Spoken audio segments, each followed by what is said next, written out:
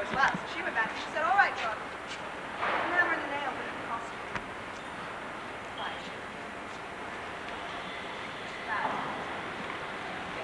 Well, now, as I said, it's John's turn to think of something clever to say back. So John said, right, here you go. Here's an imaginary 5 shillings. I'll now hammer in an imaginary nail. So there you are. And they were obviously more charmed by this than you all are, but there you are.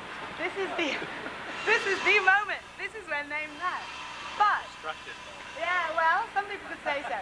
But as it was 1966, and they were both still married to other people, they didn't do that much about it. However, over the course of the next year, Yoko began to actively pursue John. She started to leave little cards and gifts for John at the Beatles offices, sending him little notes, you know, fun little things that she thought he might like. In any case, Cynthia Lennon, John's then wife, also records that Yoko left in the limo one afternoon, sat between the two of them to tell John some new idea she had. So, I mean, Yoko was obviously in pursuit, contrary to John's statements about him pursuing her. But I think the important thing to remember is that John liked being pursued. Because a little over a year later, they got together, and the rest, of course, is history.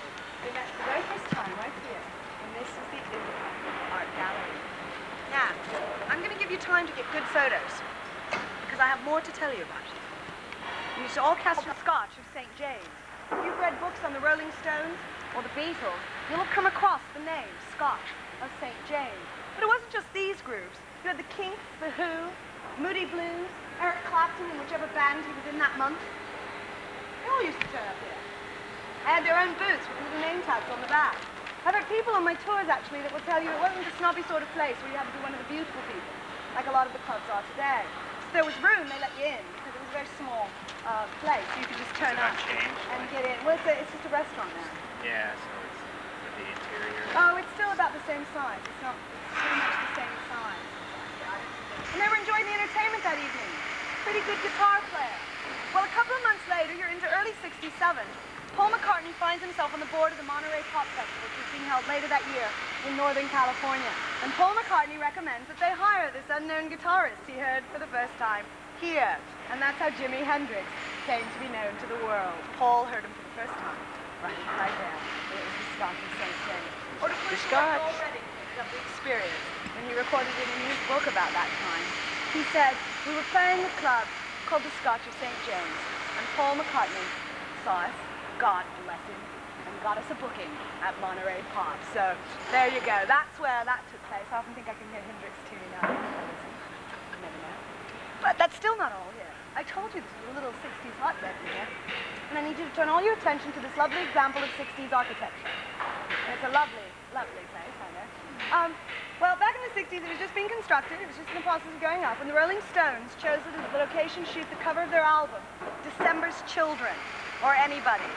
If you know this album by the Rolling Stones, you may remember the photo. It's in black and white. The Stones are lined up against the wall, kind of like this, you know, in a line inside. You can see them against that brick wall. And then the cameraman's shooting up, and you can see the windows of Mason's Yard in the background of the album. So next time you get a chance, have a look. It should look familiar to you because it was shot here in Mason's Yard. And I also think it shows you the sense of movement.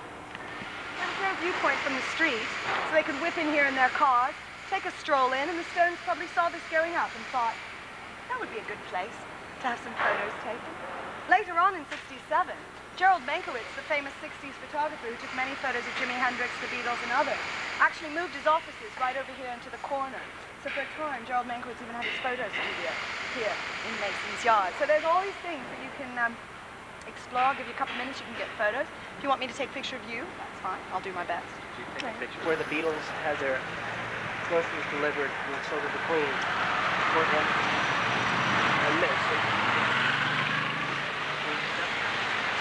I'm not going to walk you all the way to Piccadilly Circus when you can see what I want to talk about from right here. See the building on the left with all the neon and the pillars and the columns? That is the London Pavilion. But it now houses the Rock Circus, which I was telling you about.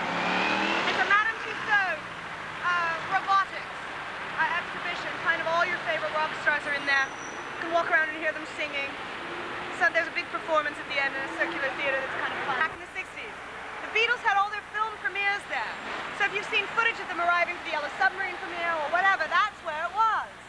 And it's the Hard Day's Night premiere that's, I think, the most fun. The the Beatles were briefed on protocol because it was meant to be a royal premiere. Princess Margaret was in attendance. They were told not to speak to her till she spoke to them, which is correct. And also that they weren't allowed to eat anything at the reception until she made her farewells and left. Well, evidently, she was having a wonderful time because Princess Margaret stayed. So finally, George Harrison walked up to her in front of the press and everyone and said, "Excuse me, Mom, but when are you leaving? We're starving. We want to eat something." Now, you can imagine the horror that filled the room. He'd broken 2 things of protocol right there. But Princess Margaret actually laughed. She thought it was rather refreshing, the honesty. And that set up the way the Beatles were often portrayed in the press. The idea of being honest, but with no malice intended, that really set up that publicity machine that presented them in that manner. You can imagine if Mick Jagger, for example, had said that, it probably wouldn't have gone over in quite the same way. So that took place there at the London Pavilion. If you were walking in Piccadilly Circus on your way to Leicester Square, you might also want to note the Prince of Wales Theatre, where Aspects of Love is finishing up its run. Well, the Prince of Wales is where, back in the 60s, the Royal Command variety performances took place, this time for the Queen herself, many members of royalty, as well as commoners. And it was John Lennon's turn to come up with something a bit cheeky. He walked out before they went into their first number, he leaned into the microphone and he said the following: "Those of you in the cheaper seats, clap your hands, and the rest of you, just rattle your jewellery." And that took place at the Prince of Wales Theatre on its way to Leicester Square from Piccadilly Circus. So you might want to have a peek at that. But I've saved you this long walk because we're now heading off to a place I suspect you'll all recognize. The alarm didn't go off. I had a person sit on the Beatles. It was 1966, correct? Well, in 1966, they had taken temporary offices over in Wigmore Street for a company they were only playing around with at the time. It was going to be dedicated to struggling artists. So they didn't have to go to men in suits, as the Beatles put it. But it was only a part-time thing. Just playing around. But in August of 1967, something happened that changed forever the makeup and the story of the Beatles. Beatles manager, Brian Epstein, died. And this cannot be underestimated on its impact on the Beatles. Because you can imagine the turmoil it threw them into. They didn't even have a legal binding contract with him. They just trusted him so much. They allowed him to take the 25% off the top and all of this because they just trusted him. So now they knew anybody in the world would want to be their manager, but who could they trust? And they ultimately decided they could only trust themselves. Well, we all know where that led a couple of years later, but at the time it seemed like a good idea. And they had a meeting with their accountants and discovered if they didn't spend £2 million by the end of the year, the government was going to take it all for taxes. I think George Harrison was motivated to write Taxman. There you are. In any case, they thought, right, if we reinvest it, it won't be taxed. And this is an opportunity for us to get our little company, Apple, off the ground. So they sent out an assistant to locate them a building for their offices. And in the early part of 1968, the Beatles moved to number 3, Savile Row. It looks almost exactly as it looked at the time the Beatles were in there, although the front doorway was also painted white. The Beatles were here. But it's pretty much exactly the same. Now, things went pretty well with the music division of their company. They produced James Taylor's very first album on Apple. They had Billy Preston, they also were producing Badfinger, Mary Hopkin, whose hit Those Were the Days was a massive hit. Of course, they were producing the Beatles themselves, so that's not too bad for a music division in anyone's reckoning. But the electronics division was a different story. It was ostensibly under John Lennon, but he rather fell under the spell of a Greek man calling himself Magic Alex. Would you trust a man calling himself Magic Alex? I asked him. I don't know. Yeah, well, I don't know that I would. But anyway, John said, go for it. Do what you want to do, because Magic Alex promised him he could build a state-of-the-art recording facility in the basement of this building. He promised him 72-track recording. At the time, the Beatles only had 8 out at Abbey Road, so you can see why John was tempted. In any case, he gave Magic Alex free rein, and to be fair to Alex, he did give the Beatles a recording studio. Of course, it only had 8-track recording, and by the time it was finished, the Beatles had 16 at Abbey Road, so it was already obsolete. He put all the recording equipment next to the air vent. Whenever the Beatles wanted to record anything, they had to turn off the heat, but the air conditioning. I mean, it was a completely ridiculous studio for them, and they rarely, if ever, used it. But you might be interested, in 1972, when they went to sell this building as a liquidation of their assets after they'd broken up, the assessors came in to evaluate it. Now, you're in Mayfair, This is the most expensive real estate in all of England. Beatles should have made a nice little tidy profit selling this building, but they didn't, because Magic Alex had removed all the support beams from the basement, and nobody could figure out how the building was still standing. It should have crashed in on top of the Beatles years before. In any case, it was during this time they realized that they still owed United Artists a third film. They'd only made A Hard Day's Night and Help, and their contract was for 3. They thought they were a bit too old to go romping through the streets, so they decided to make it a documentary. They were going to show their fans how they made a record and then have it culminate in a live concert. They hadn't done that since 1966 in America.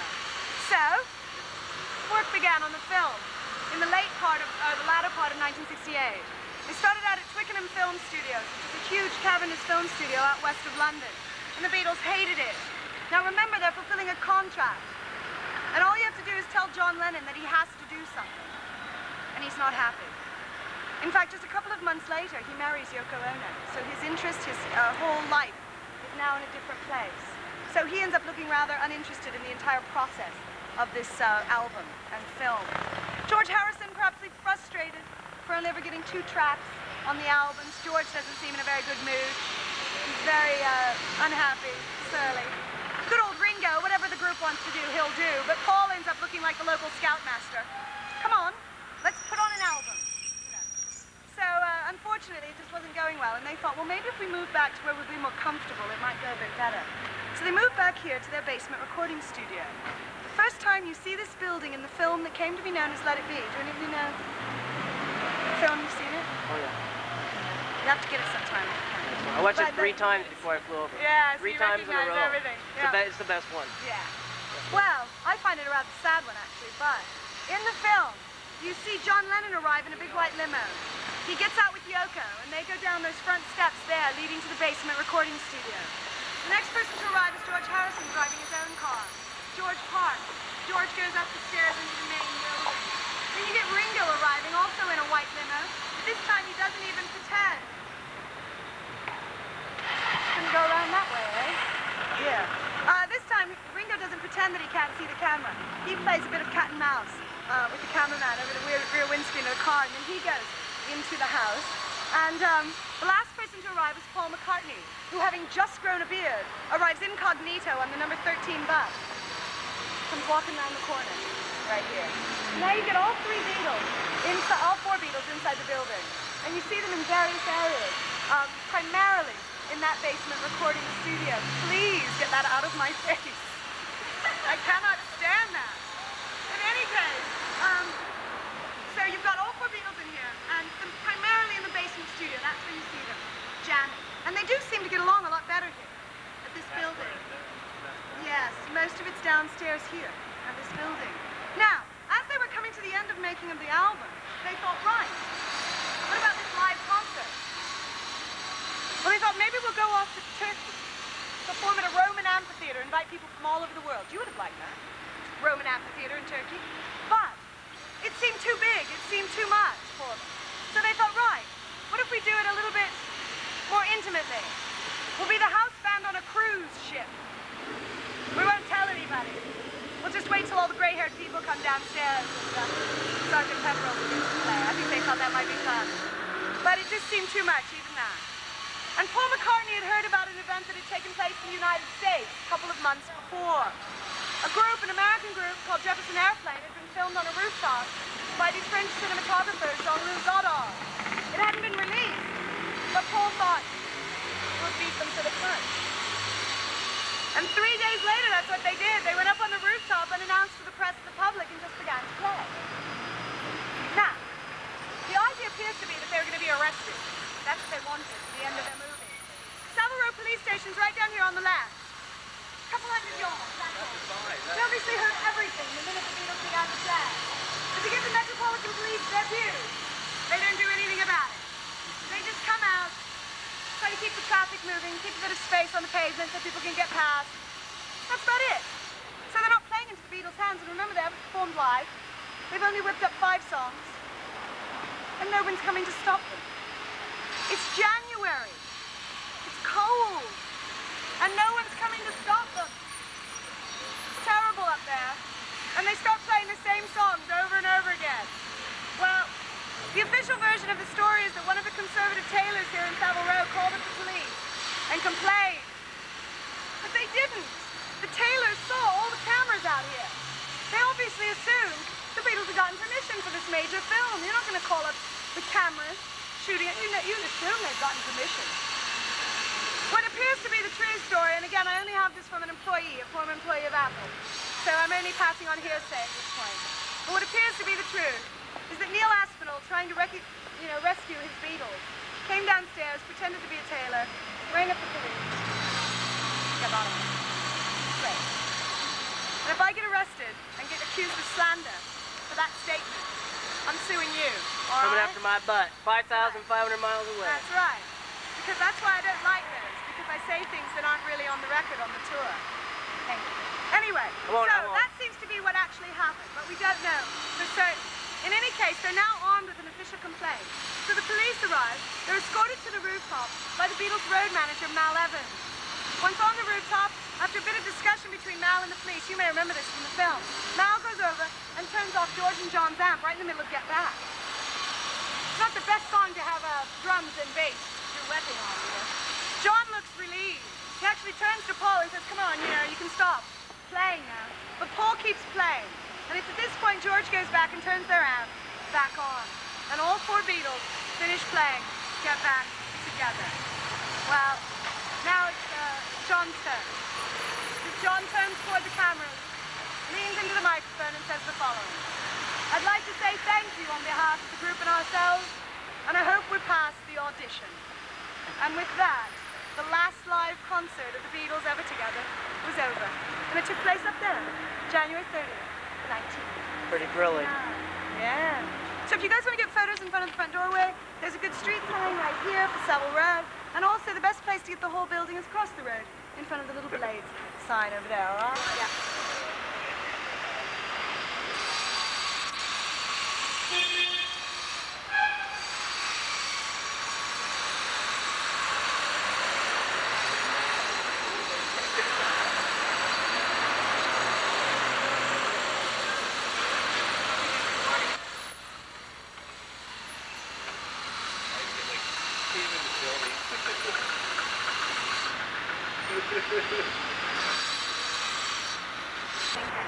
Alright. How many of you have seen the film Help? Yay! Yeah, see, nodding heads, no? Oh, good. So I've got a couple anyway. You've seen Help? Alright. Then you're going to recognize this film location because in the film, the plot, basically as Ringo gets this ring from a fan and comes to find he who wears the ring will be sacrificed to the great god Kaili. Alright? Unfortunately, Ringo can't get it off now. So they spend the whole rest of the film trying to get it off. I mean, that's basically the plot. But the Beatles are no fools. In the first place they go to try to get the ring off is their nearest jewelers. And in the film, the jewelers that happens to be their nearest is the Royal Jewelers, Asprey, which is right here. It's recently been painted, but it looks just exactly like it looks in the film. It's not been changed at all. The camera was located across, probably underneath the Adler Street sign there, and it shot across, getting the whole front. If you're like me, you'll be surprised at how narrow the street is, because in the film, you can actually see a great deal of buildings. So, I think they must have used a special lens to get the shot. The Beatles come running along, they run in the front doorway, and thus follows the scene with the jeweler, where John proves to be the best actor in the bunch. He has all those really dry deliveries like, jeweler, you're not getting anywhere, are you, jeweler? And jeweler, you failed. You know, things like that. But Asprey also has a couple of other stories. You know, during the filming of Hard Day's Night, a lot of the grandfather running through the streets was filmed in this area. The Beatles had a lot of time to hang around, to kill. So John decided to do a bit of strolling here in Bond Street. This is kind of the Fifth Avenue of London. And he's walking along and a huge crowd of fans gather. So maybe, in fact, John gets a bit nervous and he tries to remember where he knows has a back exit. He remembers Asprey did. So he comes running along, he runs in the front doorway, and he goes all the way through, coming out on Albemarle Street, which is the next one over. Thus secured.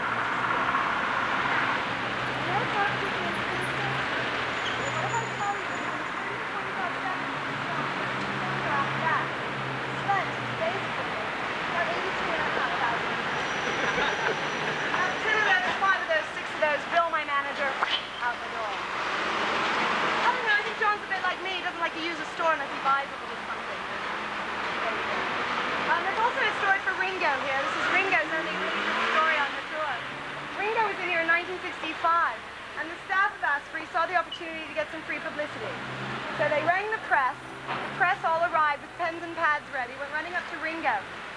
him, Ringo, why do you like shopping at Asprey? Well, Ringo stopped to think for a moment. And then he said, I like shopping at Asprey because it's like Woolworths. Everything's spread out on the counters.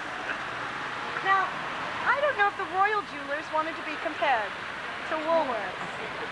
But I think Woolworths probably loved it, so there you are. That's Ringo's story here with Asprey.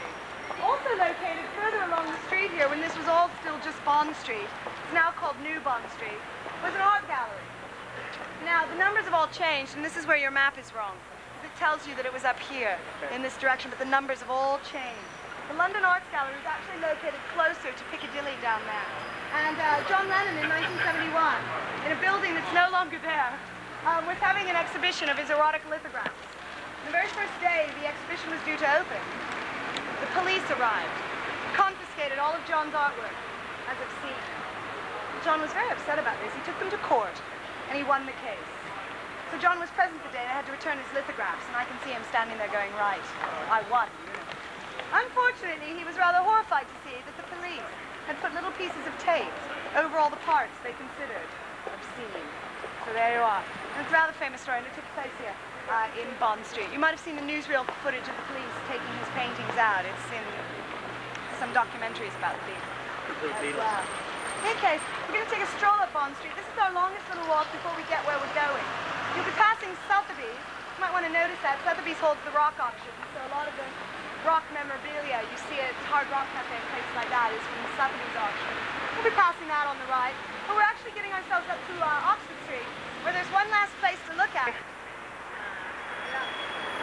you going in particular? You can stay away. I'll probably go a couple of days. You see, when Brian Epstein became their manager, he started right off the bat trying to get them a record deal. He got them an audition at Decca shortly after he tried EMI. He'd actually sent some of the Hamburg session tapes to producers of EMI, but they all passed on them. So then he got this audition at Decca, which the Beatles didn't pass. In fact, there's the famous quote that he wrote. He decided not to take the Beatles, which I think he said, sorry, Brian, we're not interested. We feel guitar groups on the way out. So Brian's now reduced to going to smaller record companies like Rock Leo. He thought it's too time-consuming to walk around and wait for the disc like the master tapes. So he heard that HP changed tapes to vinyl acetate discs, records, for £1.05. And he thought he could get a bunch of them made and just send them out to all these different record companies. Well, the technician doing the transferring, a man named Jim Foy, and I like to get his name in because he's not mentioned that frequently. Jim Foy liked what he heard. He started to talk to Brian about the Beatles, and he suggested Brian go right upstairs above the HMV shop, which was where the music publishing division of EMI was located. It was called Ardmore and Beechwood, and it was run by a man named Sid Coleman. Well, Brian got upstairs, played the tapes for Sid Coleman, who also liked what he heard, and he was surprised when Brian said EMI had already passed on the Beatles, because he had a friend out there at the Abbey Road branch of EMI, because they had many music studios, but he had a friend out there he knew was looking for a pop group to rival Cliff Richard and the Shadows. So he called him up. His name was George Martin, and he said, why did you pass on the Beatles? I think they're pretty good. And George Martin said, what are the Beatles? George Martin had been the only producer on holiday at the time that the tapes had made their rounds at EMI, and he hadn't heard them. So they made an appointment. Now, this was on May 8th, 1962, so just over 30 years ago, a little bit over a month later. In any case, May 9th was the day they made the appointment for, the next day. So Brian made his way out to Abbey Road, much as we're about to do, played the tapes for George Martin, who liked them, and was willing to give the Beatles an audition. But Brian also happened to mention one other little piece of blackmail, that he was the largest distributor of EMI records in the north of England. All right? So George Martin knew at least he'd get a sale, perhaps, of a good number of albums just by putting the Beatles on record. But in any case, they set up the audition for the following June. The Beatles couldn't do it any earlier. They were in Hamburg, Germany at the time on one of their gigs in Germany. So they couldn't do it. But Brian sent a telegram saying the following to the Beatles. I've secured recording contract. Not quite through. Start rehearsing new material. So that really was the beginning. The important thing about George Martin's involvement is simply he was willing to leave the Beatles alone. Everyone else at the time was looking for a single singer to put out in front of the band. And so was George Martin initially. But he decided the Beatles were too tight, and he'd just leave them. as they were. And perhaps that was the most important decision he ever made as a producer. And the last important thing about it is, of course, the Beatles would have eventually found a contract somewhere else, but they wouldn't have been able to call that last album Abbey Road. They would have had to name it something else. So I'll point out the HMV as we go around the corner. Then we're going right down in the underground to head out.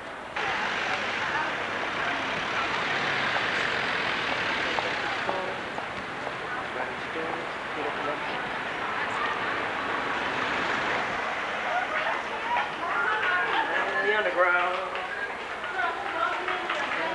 Down to the underground. Down to the underground.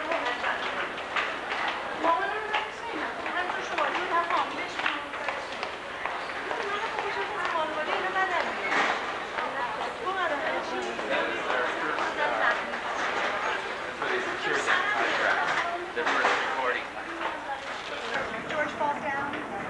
You know where they're running? Yeah. Okay. That was filmed right along the side. You've got a man behind you that wants to get past.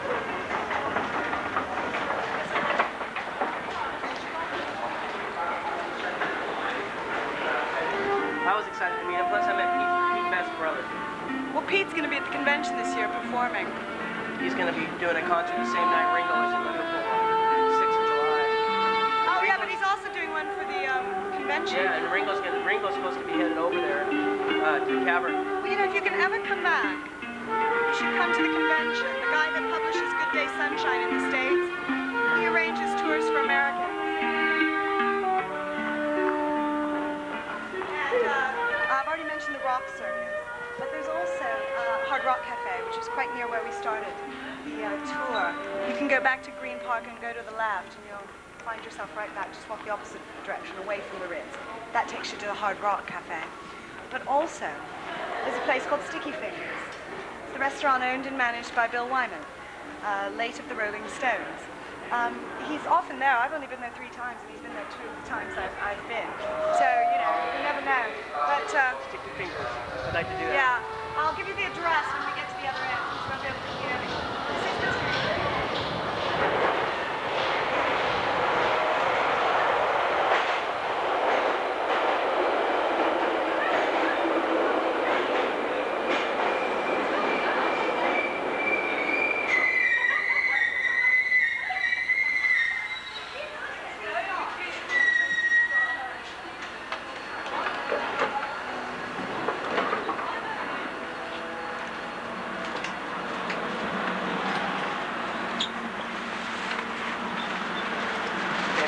London Underground.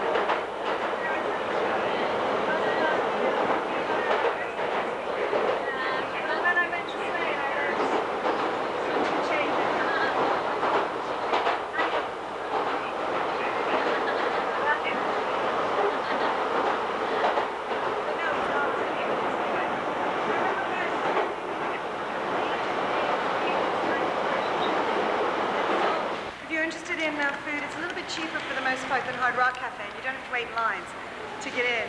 Go to High Street, Kensington. The other 3 Beatles lived in what John Lennon called the stockbroker belt, with all the kind of boring middle-class sort of people. But Paul, you know, was single throughout the 60s, really, and he stayed closer in London, shall we say, to the nightclubs and this sort of thing. That was more his area. All the Beatles used to hang out here, though, because of the proximity to Abbey Road Studios. In fact, there are many stories of them coming back here after their all-night recording sessions and having breakfast together at Paul's house, so you can imagine what it must have been like. This is interesting because this is the only house in all of England still owned by the original Beatle who purchased it. Paul still does own it. The most recent time he was here was in January. He held a big party in January. Perhaps it was a New Year's party, but it was about a week into January before they got around to having it. And before that, as far as we know, he hadn't been here except for a big party. Liverpool was in the European Cup. I remember that. It's been a long time. Barcelona's usually beating them. But Liverpool was in the European Cup final, football, and Paul had a big party here, and they all watched television at the house. So he doesn't use it much, but he does still own it. Yeah, you can see it's all shuttered up, but his daughters appear to use it. I run into his daughters quite frequently. Mary is 22 years old now, and Stella's 18, so I mean, they're obviously up in London, they're a bit more independent now, and I do see them using the house on occasion. When Paul married Linda, she didn't like this house at all. In fact, it wasn't the house itself, it was the fans that used to hurl abuse at her as she'd come and go. Paul didn't like this because she was expecting a baby at the time. You can imagine how awful that must have been. So he took her away to Scotland. And in fact, most people seem to think Paul still lives up in Scotland, but he doesn't. He only lived there for a couple of years.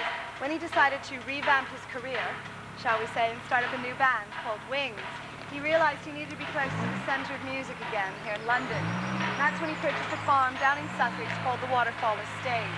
It's a very small 5-bedroom house. It's just a circular house. People don't believe that a rock star lives there because it's rather dingy and small, but that is in fact where they've lived for the past 20 years. All of his kids have gone to the local schools there as well, so perhaps he just holds on to this for sentimental reasons. In any case, if you want to get photos, you may do so. You might notice the remnants of an old 60s graffiti there, Clapton is God, on the front wall. This is also where the inspiration for the song She Came In Through the Bathroom Window came from. Paul painted the bathroom window around the side of the house, multicolors, all the different little panes of glass of different colors, and it still looks like that. It's still like that to this day. Unfortunately, during the summer you can't see it because there's so many leaves on the trees. But that's the window she got a ladder and came up through and inspired that song. So, lastly, before I liberate you to get some photos, Paul said he got the idea for the tune to Good Day Sunshine, walking from his house one day to Abbey Road. So, since we're about to do that, you might want to have that tune in your head. I know it's not the perfect day for it, but it will do in a pinch. So I'll go ahead and let you get your pictures. Do you want me to take both of you in front? Yep. Mom, we're here in front of Paul's house. Still owns it. Still comes around. Bit of a spot of tea here every now and again. Right around the corner from Abbey Road, Cavendish area. Hoping we're running into Mary and Heather and Stella and all the girls. Haven't seen them yet. I'm sure they need to go out on the town with me tonight. But I haven't run into them yet, but I hope to very soon. Indeed. History. Very historic. That's enough. Lovely street signs. Don't replace them. There's an empty one over there as well because they've been stolen so many times the city of Westminster just doesn't bother replacing them. But don't worry, I'll give you a street sign you can photograph in a minute. What I'd like to do when I get you out here is explain how they came to make the album, because when we were last talking about the Beatles, they were making Let It Be and they weren't getting along at all. Everyone thought that was going to be their last album. But something changed that, and that was the fact that they knew it was going to be their last album. And they didn't want it to be. They didn't think it was that good. And Paul, and it was Paul, instrumentally got them back into the studio to make that last album. Without him, we would have had Let It Be as their finale. It was April when Paul rang up George Martin and said, look, we want to come back and make another album. And George Martin said, not unless I can produce it the way I always have done. And Paul said, yeah, that's what we want. We want it like the good old days. So, the Beatles began to make the album. Now, you're in that period when they were recording Abbey Road. You're just about to come out of it, actually, because it was toward the end of June when they wrapped it up. But they got along much better. It was not done in all four ever. It was always ones and twos and threes that worked on Abbey Road. But I think you can see it is a much better album. They really wanted to go out with a good one for us. Now, because it was going to be their finale, they wanted an appropriate cover. You know how important the covers were. So they thought, I know, we'll fly off to Tibet and be shown skiing down Mount Everest. The idea, the illusion is obvious. They'd reached the pinnacle or summit of their career and there was no place left for them to go but down. So they were getting out while they were still on top. That was the idea. But they were having an unusually warm summer that year. Very nice, rather like this one. Very sunny. And it was John Lennon who walked into Abbey Road one day and said, look, Tibet is too fucking far and it's too fucking cold. Why don't we go walk across the road? And that's how the Abbey Road album came into being. It was John's idea. Now, what I'm going to do is point out a few things around here that you probably will recognize from the album cover. I hope you are talking about a cover this size and not one of those little things. Cover artists deteriorated since the invention of the cassette. But anyway, not this building, but the second building down, the darker red brick building. If you look up at the top, see the rounded cliff up there? Top of that building? That peeks out over the top of the trees on your album cover. You'll recognize that when you get back home. All right? The trees, of course, are all still here.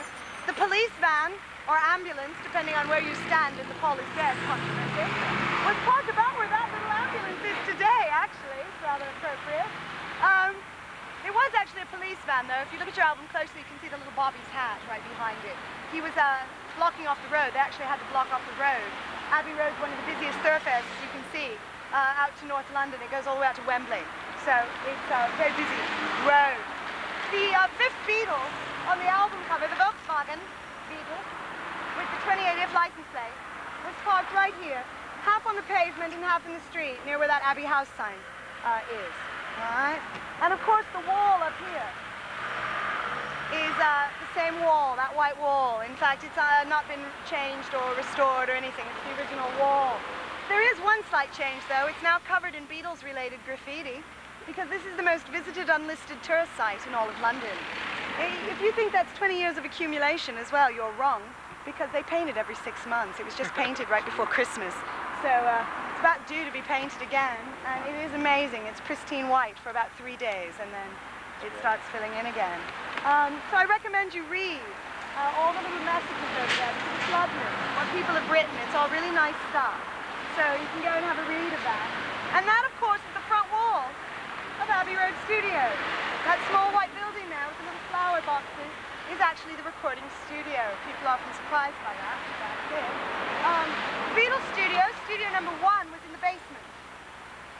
And it's considered to have the best acoustics of any recording studio in the world, so as a result they don't remodel it.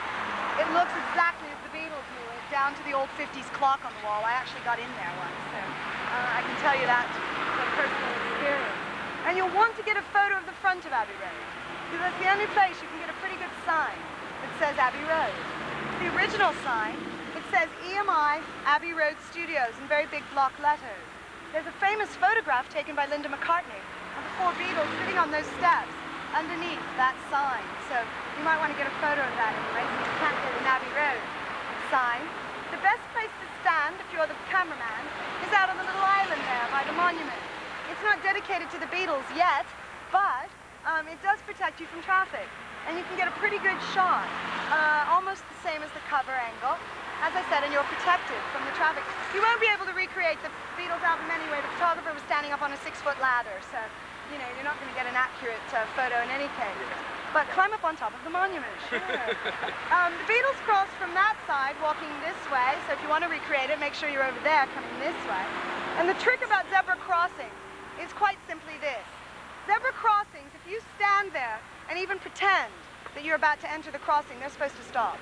They don't always do that, but they are supposed to. So if you're just standing there waiting for your photographer to get ready, and they stop and you don't walk, they get very annoyed. You'll hear language you didn't think the English said, all right? So stand well back against the wall until your cameraman is ready. Then move up to make your cross. Another thing to help your photo